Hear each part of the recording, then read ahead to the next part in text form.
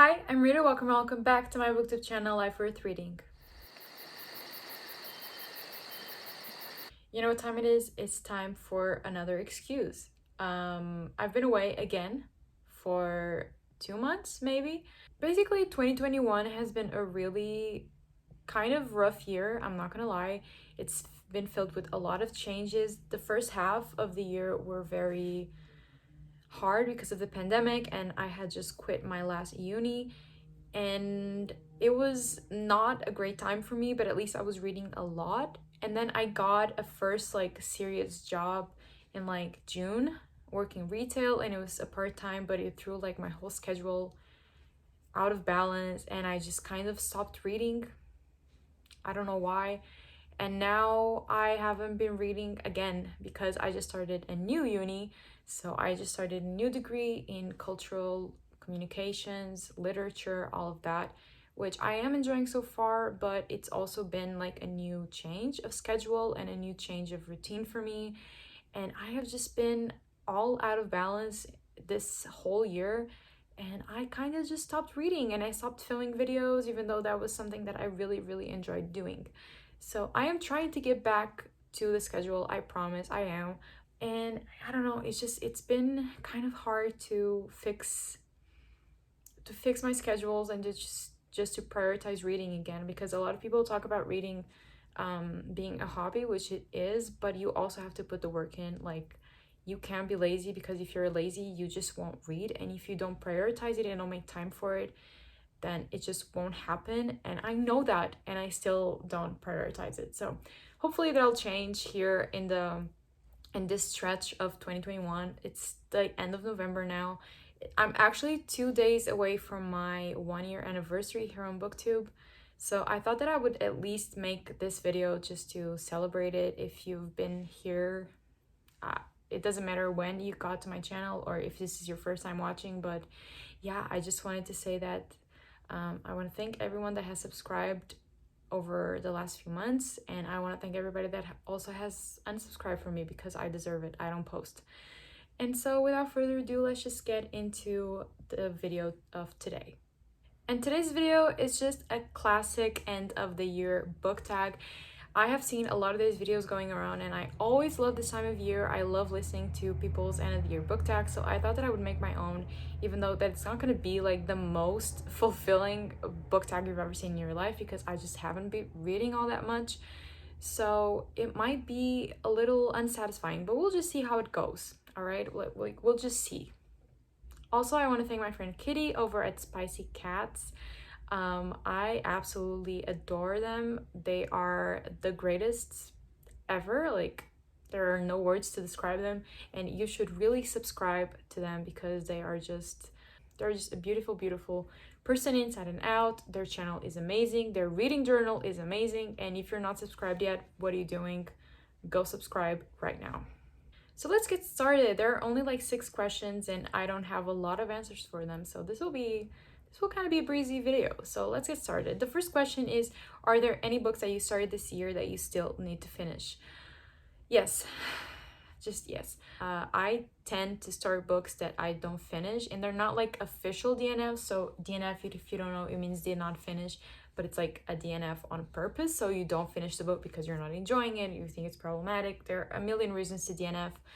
But I have a lot of accidental DNF. So it's when I pick up a book and for just some reason I just don't pick it up again, and I just don't read it anymore. And I kind of need to change that, because either I should just officially DNF the books, or I should just try to keep reading them, but I'll work through it. But the first one that I want to talk about is a physical book that I have, and it's Unfree Speech by Joshua Wong, The Global Threat to Democracy and Why We Must Act Now. I was planning to read this book for the Asian Readathon in May. It's nearly December now, so that went well. I started reading it, and it's a very short book too, and it's very light, but at the same time it's kind of, it's all politics, which can be interesting, and I'm very interested in this book because if you don't know, Joshua Wong is the leader of the Yellow Umbrella movement in Hong Kong, where they're fighting for their democracy. And it's a very interesting political movement that has been going on for a few years now. And Joshua Wong is very young, and he's very determined, and I do admire him greatly. But a book that's just politics can be a little tiring for me because it's not the type of nonfiction that I love. So I just ended up never finishing this book because I got into a reading slump, and the last thing that I wanted to read about was just politics. But I still really do want to finish this someday, eventually. This wasn't like a DNF, and yeah, I really need to get back to this book, but that's the first one that I just didn't finish. And the second one is more troublesome. I might get sacrificed for this, but it's not a DNF, okay? It's not. But I started The Poppy War by R.F. Kuang, which, if you don't know, the Poppy War trilogy, I think it's called, I don't know the actual name of the trilogy. You know, like when trilogies have like a name. I don't specifically know the name of this one, but The Poppy War basically is the first book of this trilogy by R.F. Kuang, and it's a really high, dense fantasy based on the opium wars in China as well. And I was also supposed to read this for the Asian Readathon in May, but that was like in the time that I got into a reading slump, and I actually got 45% into The Poppy War. I was reading it on ebook, and I was enjoying it, but it was just so dense. I'm not the best with high fantasies, so I just never finished it. But I really want to, because like this trilogy, like everybody talks about this trilogy, and I was enjoying it, but it was just so, okay, slow is not really the right word for it because it is quite action-packed. I don't know what it is. It's maybe a little bit too high fantasy for me. It's maybe a little too dense for me and my small brain. But I do want to get into it. I mean, I got 50% into it and then I just stopped reading. Like, what is that? What is that? 50% into a book and then I just stopped. But yeah, I want to finish that book. I really do, because everybody talks about this trilogy and I need to be hurt the way that everybody else is being hurt right now. So those are two of the books that I remember accidentally DNFing. There are probably a lot more, but I just don't remember any others. I'm not sure about the order of the questions, but the next one that I have is, do you have a book to transition you into the end of the year? So like an autumnal or like wintry book to get you in the mood for the last part of the year. My answer is yes, and it's always the same book, and that is Shadow of the Wind by Carlos Ruiz Zafón. Say it with me, this is my all-time favorite book, and I don't think that will ever change. I love this book with my whole life. So The Shadow of the Wind, it's my all-time favorite book. It's set in Barcelona in the 1950s, and it follows a boy and his dad that own a bookstore in Barcelona. So that is just beautiful, and it's a lot of intrigue. It's a mystery about an author and why all their books were destroyed, and it's a perfect mix of everything: mystery, family, romance. It's the greatest book that I've ever read in my entire life, and it has the most autumnal vibes ever. I mean, just look at this specific cover. Like, if this doesn't scream autumn to you, I don't know what does. It has the most like autumn dark vibes ever, and I'm in love with this book, and I will always pick this book for an autumnal book, even though I didn't read it this year because reading slump, but I read it every year during this time of year, so this one for sure. Then the next question is there any new release that you're still waiting for? No, because they both recently just came out. The only two that I was like really excited for was Within These Wicked Walls by Lauren Blackwood. That's been getting a little bit of mixed reviews, honestly, but they've been saying that it's Wuthering Heights, I think it is. People have been saying that it's kind of like Wuthering Heights but with ghosts, maybe.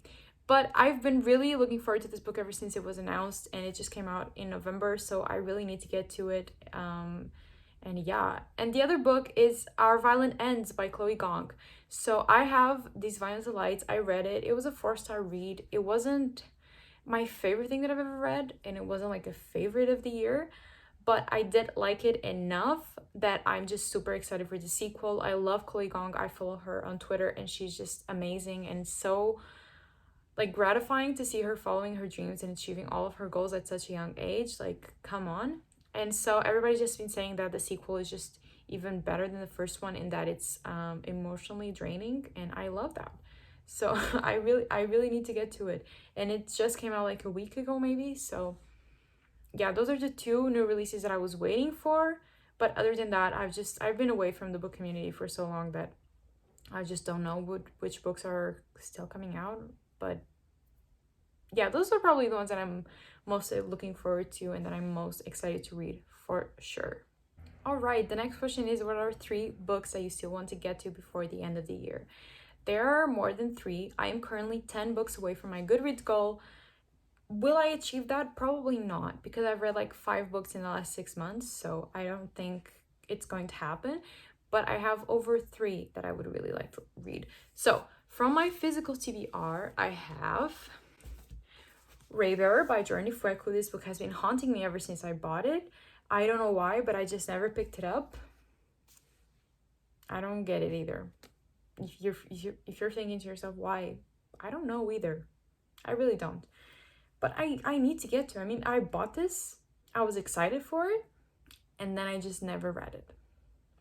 This is also a duology by Jordan Fueco. It's a fantasy, but I think it is YA. Yeah, it's YA for sure. So it's a YA fantasy, and the second book has already come out in 2021, I think, as well. So it's a duology. I need to get to it. I need to just... I just need to, okay? I need to. And this is also in my summer TBR.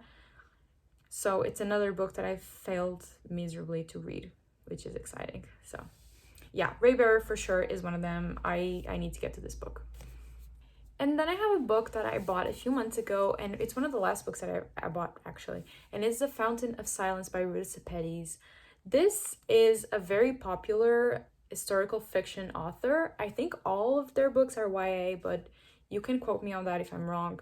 But this is the author that wrote Salt of the Sea, and she had another really popular one, but I can't remember the name right now. But yeah, I saw this book. It's also about Spain in the 1950s, so that it has that similar with The Shadow of the Wind.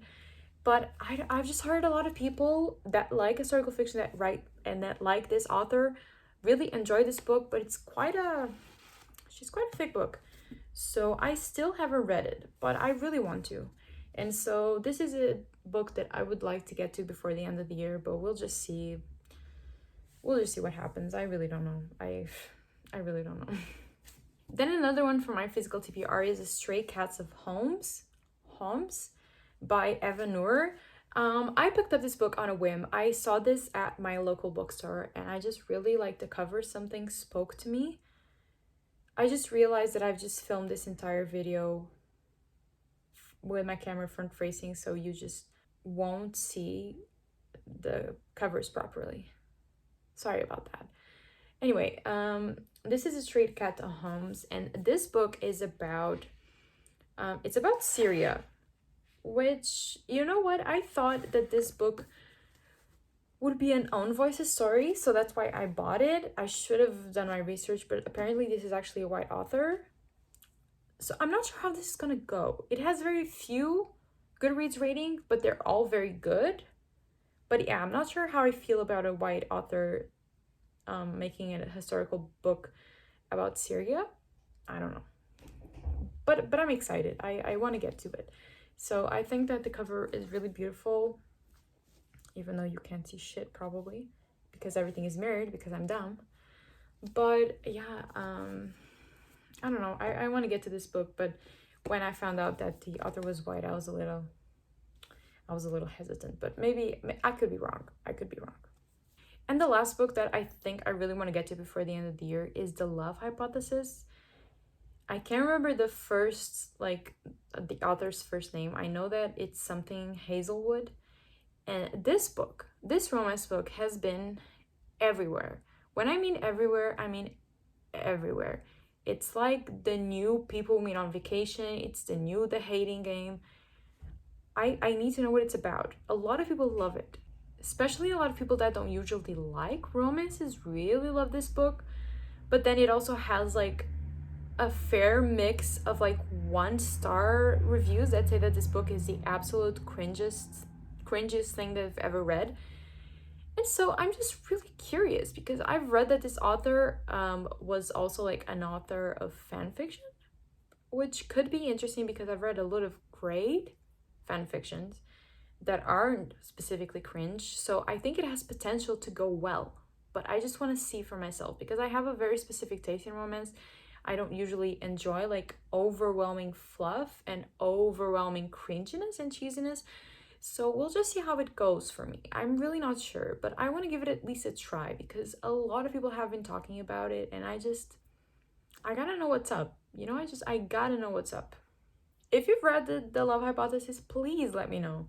It's a book that I really want to hear your opinion on. So if you've read it, do let me know in the comments.